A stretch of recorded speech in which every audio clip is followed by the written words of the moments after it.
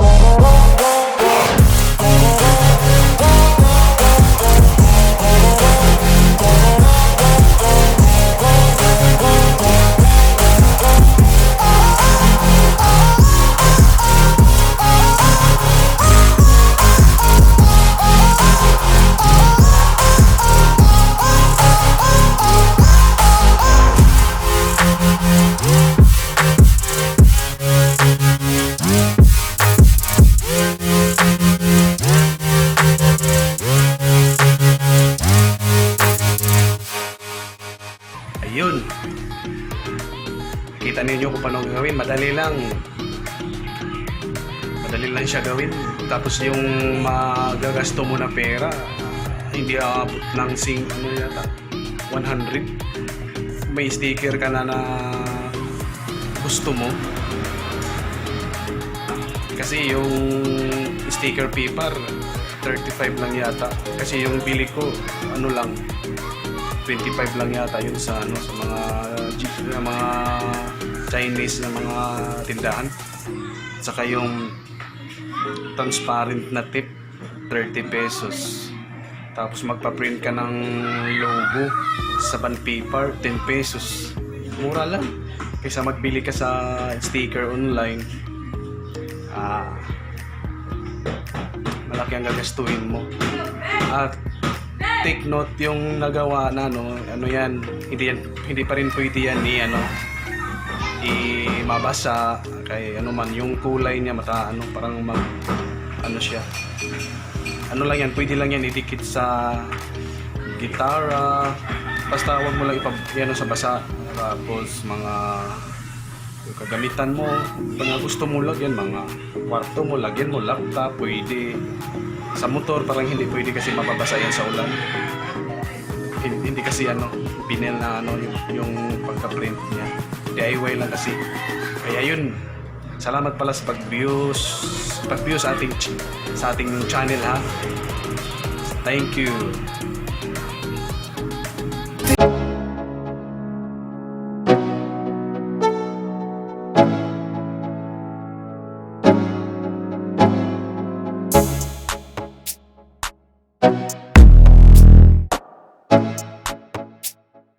You